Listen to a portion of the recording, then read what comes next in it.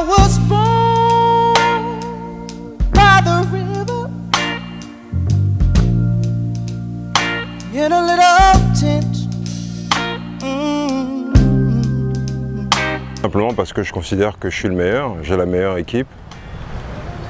Depuis tout petit, j'ai baigné dans l'univers du sport et donc j'ai grandi avec cette génération de jeunes qui a vu éclore, grâce à Georges Boulogne, toute une nouvelle façon d'aborder le sport, c'est-à-dire à travers la formation. Et donc Georges Boulogne, dès les années 70, a mis en place une direction technique nationale en France pour le football et les autres fédérations sportives s'en sont servies. Et à l'époque, moi je faisais de l'athlétisme, du 100 mètres. Et donc grâce aux détections, j'ai pu participer aux championnats départementaux à l'époque.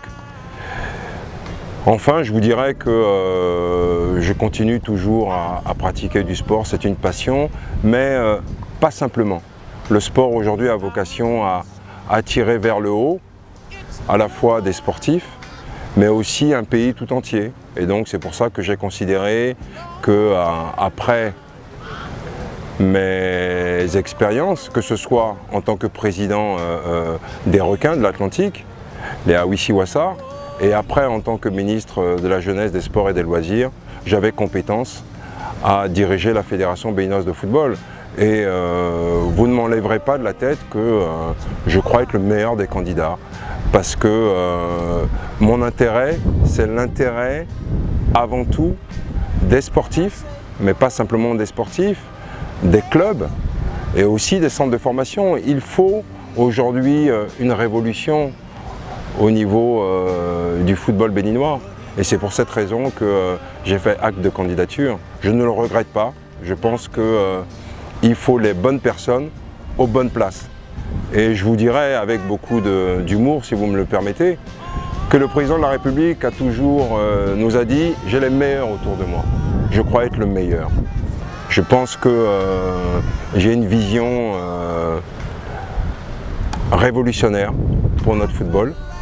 Et les acteurs du football béninois savent que je me mets au-dessus de la mêlée. Je ne suis pas là à la fois pour m'en mettre plein les poches, mais au contraire, je veux faire acte de transparence, tel que je l'ai fait quand j'étais président des requins et aussi ministre de la Jeunesse, des Sports et des Loisirs.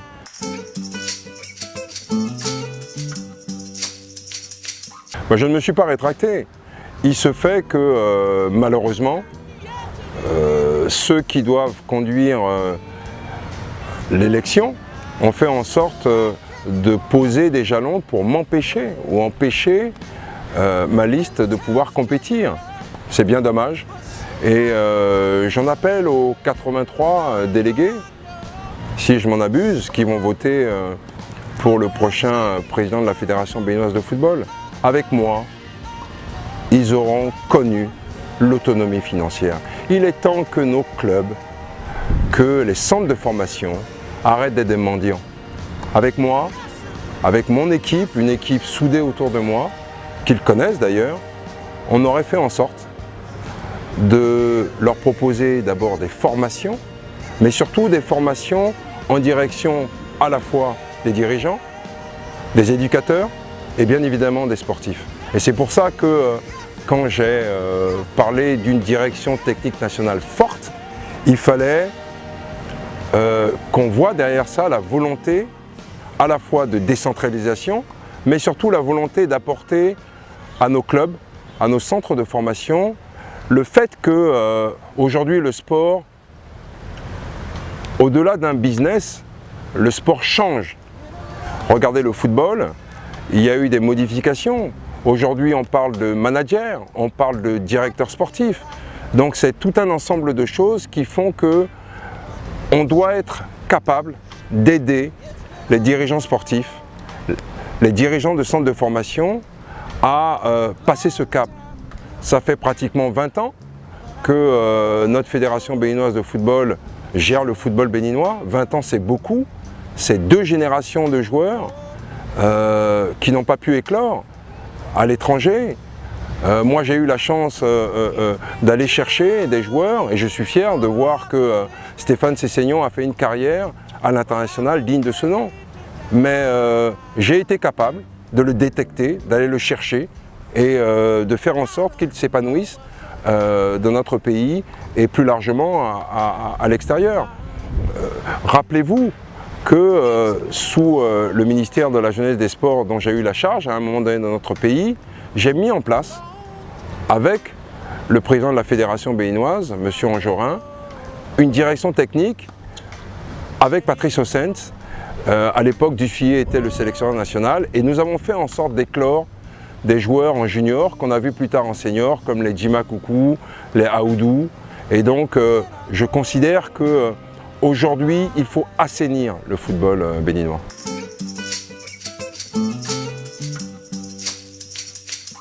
C'est d'abord et avant tout la transparence. La transparence doit être de règles et de mise quand on veut conduire les destinées comme une fédération et en particulier une fédération de football en Afrique. On a trop tendance à voir des scandales un peu partout et d'ailleurs c'est pour ça que la FIFA a généré un certain nombre de nouvelles procédures pour faire en sorte d'assainir le football.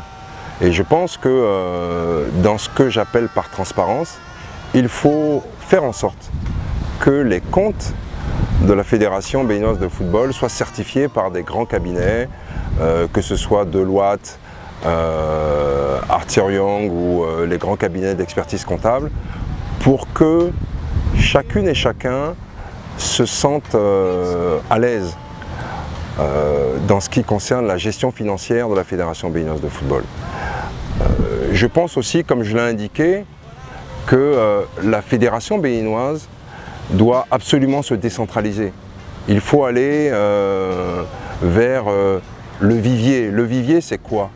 C'est les jeunes dans les quartiers, c'est les associations sportives. Car il ne faut pas voir simplement une fédération sous le prisme de simplement l'équipe nationale. L'équipe nationale, c'est le bout de la chaîne. Mais le vivier, on doit y prendre soin. Il faut faire en sorte que nous ayons une direction technique nationale forte. C'est elle qui doit être le poumon de toute la restructuration que nous voulons mettre en œuvre à travers le programme que j'ai indiqué dans le football béninois. Il faut une direction technique qui puisse à la fois aller vers les jeunes, dans les quartiers, vers les associations. Il est quand même incroyable que aujourd'hui nous applaudissions tous parce que bon nombre de Français d'origine africaine qui ont gagné la Coupe du Monde viennent de nos pays respectifs. Mais on oublie que par exemple Kylian Mbappé, c'est à Bondy qu'il a fait ses classes. À Bondy où? Dans des associations sportives. Et donc il faut que nous ayons une direction technique nationale qui puisse d'abord aider les formateurs à se remettre à niveau. Il n'y a pas de honte à dire on veut apprendre, on apprend jusqu'à sa mort. Et donc il faut absolument que la direction nationale sportive et technique de la fédération puisse à la fois remettre à niveau les éducateurs dans ces associations sportives, mais aussi dans les centres de formation.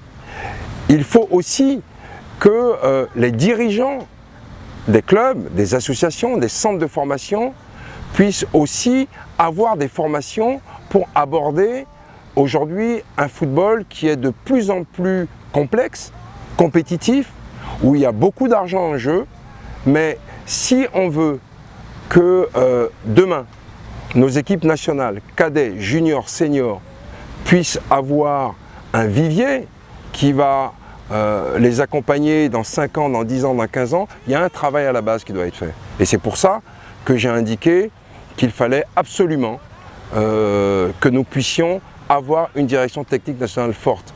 Aujourd'hui, nous avons vu que la FIFA a mis de nouvelles règles en place en termes d'arbitrage. Il faut aussi que la fédération soutienne les arbitres dans le cadre de formation régulière, continuelle. On ne peut pas continuer à improviser.